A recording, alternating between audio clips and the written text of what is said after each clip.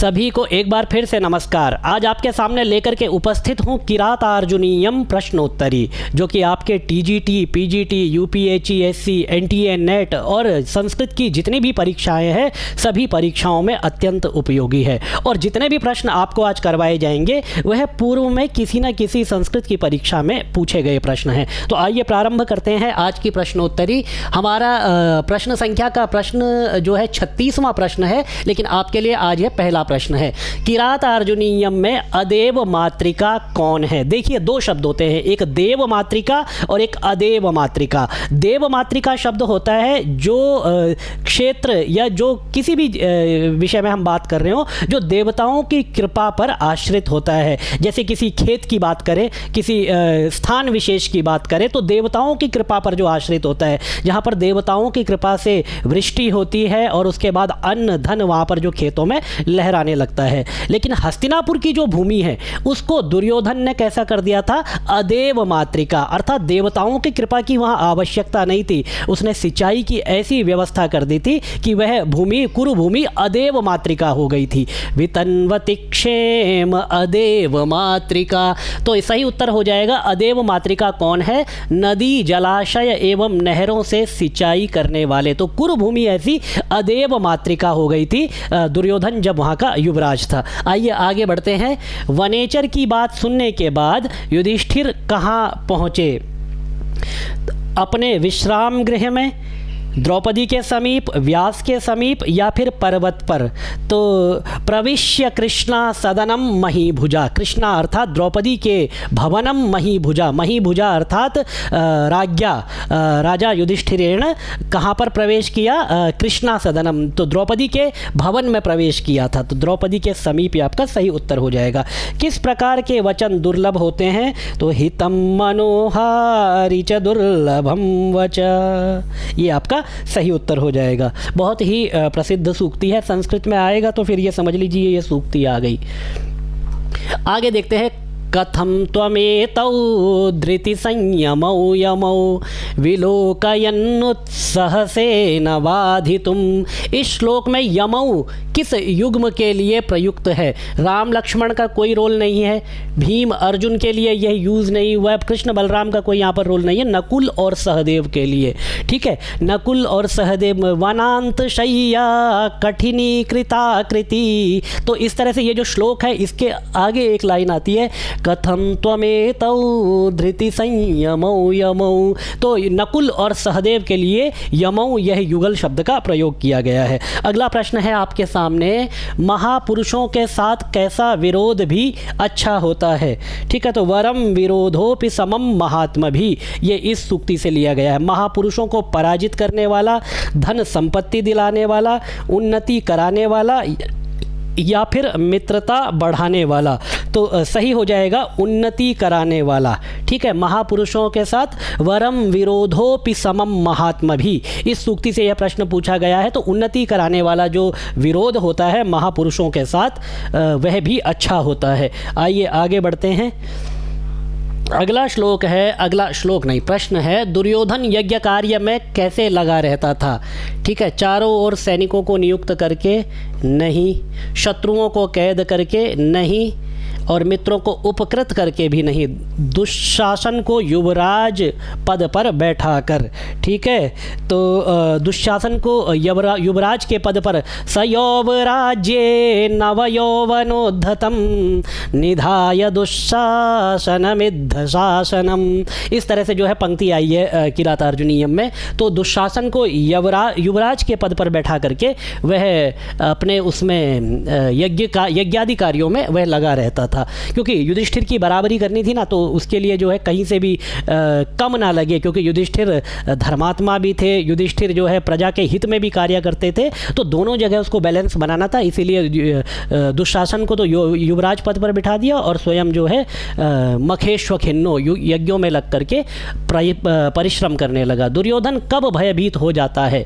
ठीक है, तवाभिधानो व्यतते नतानना, युधिष्ठिर का नाम सुन करके, ठीक है, वह क्या है, भयभीत हो जाता है। यही इन्होंने सही उत्तर भी माना है, बिल्कुल सही है। तवाभिधानो, जैसे ही आपका नाम आता है वह भयभीत हो जाता है, अपने सिर को झुका लेता है, क्योंकि आपसे वह अभी कहीं ना कहीं भयभीत रहता है, ठीक है। मही भुजे में कौन सी विभक्ति है? मही भुजे में होगी मही भुजा तृतीया, मही भुजे चतुर्थी, ठीक है। ये पूछा जाता है बार बार, कई बार ये प्रश्न आया है, तो इसीलिए यहाँ पर भी इसको रखा गया है, क्योंकि ये बार बार आया है, तो कहीं से उठाया ही होगा, तो ध्यान रखेंगे। विघाताय में कौन सी धातु है? विघाताय में, विघाताय, द्विशाम विघाताय, ठीक है। तो विघाताय में आपकी धातु हो जाएगी हन धातु। देखिए पूरा नहीं लिखा हुआ है, पूरा लिख देते हैं। हन धातु, विघाताय में धातु है हन धातु। कृत प्रणामस्य मही भुजे, कृत प्रणामः में कौन सा समास है? कृत प्रणामस्य मही भुजे, कृत प्रणामः में कौन सा समास है? तो कृत प्रणामः येन स बहुब्रीहि समास हो जाएगा, ठीक है। वनेचरः में कौन सा प्रत्यय है? युधिष्ठिरम द्वैत वने वनेचरः। देखिए आपको श्लोक की पंक्तियाँ याद रहेंगी तो बहुत आसान हो जाएगा, और श्लोक की पंक्तियाँ याद नहीं रहेंगी तो कहीं ना कहीं थोड़ी सी परेशानी आपको आएगी। इसीलिए वाचन महामंत्र है, अभी से वाचन करना प्रारंभ कर दीजिए। वनेचरः में ट प्रत्यय है, याद रखना, ठीक है। किस महाकाव्य के प्रत्येक सर्ग के अंत में लक्ष्मी शब्द का प्रयोग किया गया है? तो किरातार्जुनीयम, ठीक है। किरातार्जुनीयम का जो अंतिम श्लोक है उसमें लक्ष्मी शब्द का प्रयोग किया गया है, इसे लक्ष्म्यंत महाकाव्य भी इसको कहा जाता है, और श्री से इसका प्रारंभ होता है। देखिए अगला प्रश्न आपके सामने, किरातार्जुनीयम प्रथम सर्ग के अंत्य श्लोक में कौन सा छंद है? विधि समय नियोगा दीप्ति संवार जिम्मम, विधि समय नियोगा दीप्ति संवार जिम्मम, ननमय युतेयम मालिनी भोगिलोके, ननमययुतेयं मालिनी भोगिलोके। मालिनी छंद है। वंशस्थ क्रम देखिए, सबसे पहले पूरे उसमें वंशस्थ छंद, लास्ट सेकंड लास्ट जो श्लोक है वह उपजाति, और लास्ट श्लोक जो है वह मालिनी। इस तरह से याद रखिए, ठीक है। अगले प्रश्न की तरफ आगे बढ़ते हैं। कृषि वलह, कृषि वलह से तात्पर्य है, कृषि वलह किसे कहते हैं?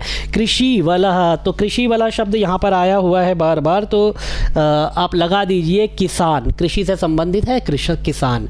नारी समया में समया से क्या तात्पर्य है? समान, माया वाली, समय या फिर मर्यादा, लगा दीजिए मर्यादा, ठीक है। कंफर्म कर लो एक बार, हाँ बिल्कुल सही है, मर्यादा, ठीक है। यमऊ कौन है? अभी ऊपर पूछा था, ठीक है। तो नकुल और सहदेव जो है यमऊ हैं। जब यमऊ द्विवचन आया है तो देखिए ये एक वचन, ये एक वचन, ये एक वचन, ये तो हो नहीं सकता, केवल यही द्विवचन है, तो यही उत्तर होगा। भीम किसके पुत्र थे? भीम किसके पुत्र थे? भीम वायु के पुत्र थे, ठीक है। किसके पुत्र थे? भीम वायु के पुत्र थे। हितं मनोहारी च दुर्लभम वचः, किरातार्जुनीयम लगा दीजिए आप, ठीक है। वहाँ की सूक्ति है ये।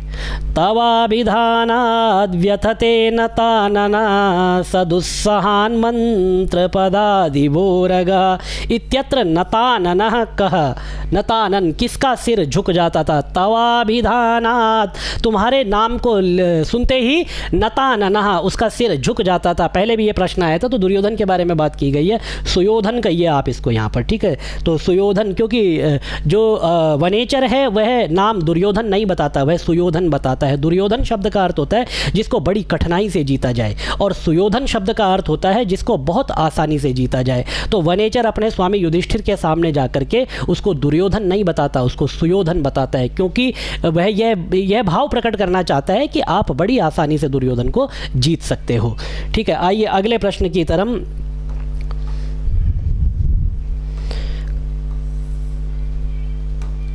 कथम न मन्युर्ज्वलयत्युदीरिता समीतरुं शुष्कमिवाग्निरुच्छिका। इत्युक्ता कह प्रेरिता, किसको प्रेरित किया गया? इत्युक्ता कह प्रेरिता, किसको प्रेरित किया जाता है? तो कथम न मन्युर्ज्वलयत्युदीरिता, मन्यु कहते हैं क्रोध को, तो वह क्रोध क्यों नहीं करता है, ऐसा कहते हैं। एक बार इसको देखेंगे कि युधिष्ठिर को जो है, द्रौपदी ये वाक्य कहती है, तो युधिष्ठिर को प्रेरित किया जाता है। और इसके बाद द्रौपदी कहती है कि समेन सिद्धिम मुनयो न भूभृताम, जो शांति है उससे सिद्धि मुनियों को प्राप्त होती है, भूभृताम राजाओं को नहीं प्राप्त होती। इसीलिए तुम्हें अपने अंदर से क्रोध प्रकट करना चाहिए और जो भी आपके साथ अन्याय हुआ उस अन्याय के अगेंस्ट, उस अन्याय के विरुद्ध आपको खड़ा होना चाहिए। आइए, अर्जुन किसके नायक के रूप में वर्णित है? अर्जुन किरातार्जुनीयम के नायक के रूप में वर्णित है। हमारा प्रश्न भी वहीं चल रहा है तो उत्तर भी हमारा वहीं पर होगा, ठीक है। किरातार्जुनीयम शीर्षक में प्रयुक्त किरात शब्द किसके लिए प्रयुक्त हुआ है? किरात वेशधारी शिव है, ठीक है। तो प्रथम सर्ग का वनेचर जो ब्रह्मचारी के वेश में है, नहीं गुप्तचर है, नहीं है। महाकाव्य के अर्जुन किरात किरातनियों का वर्णन है, ये भी नहीं। किरात वेशधारी शिव, ठीक है। तो किरात शब्द किरात वेशधारी शिव के लिए प्रयुक्त किया गया है। आइए अगले प्रश्न की तरफ, प्रश्न संख्या 58, ठीक है। कीदृशम वचः दुर्लभम भवति, कीदृशम हितम मनोहारि च दुर्लभम वचः। किरातार्जुनीयम के प्रथम सर्ग के आधार पर पांडव कहाँ निवास कर रहे थे? तो युधिष्ठिरम द्वैत वने वनेचरः, द्वैत वन में वह निवास कर रहे थे। द्वैत वन कहाँ पर है, ढूंढिए, पता चलेगा। सहारनपुर, देहरादून और उत्तरा, ये जो शिवालिक का जो भाग है, देहरादून, कोटद्वार और सहारनपुर, इसके बीच का जो भाग है यही द्वैत वन है, जिसे आजकल लोग क्या है देवबंद, वहाँ पर जो है कुछ लोगों ने अपना बसा लिया है, तो देवबंद भी उसको कुछ हिस्से को कहते हैं। आइए आगे बढ़ें। अर्थ गौरव का प्रश्न है तो निसंदेह उत्तर भारवी होना चाहिए, लेकिन तब तक उत्तर मत दो जब तक प्रश्न को पूरा ना पढ़ लिया जाए। अर्थ गौरव संपन्नम काव्यम किम नाम भारवे। अर्थ गौरव, तो किरातार्जुनीयम में अर्थ गौरव का बहुत ही अधिक प्रदर्शन महाकवि भारवी के द्वारा किया गया है। तो ये आज इतने ही प्रश्न आप लोगों के लिए लेकर के आया था। तो आपके लगभग ये 24 प्रश्न, सोचा था 25 लेके आएंगे, लेकिन इवन नंबर पे जो है आपके 24 ही ख़त्म हो रहे थे, तो 24 प्रश्न आज आपके लिए लेकर के आए। अगली कक्षा में फिर इससे ज़्यादा प्रश्न किरातार्जुनीयम और अन्य विषयों से लेकर के आपके सामने उपस्थित होंगे। तब तक आप अपनी तैयारी करते रहें और वीडियो को लाइक, शेयर और सब्सक्राइब करें।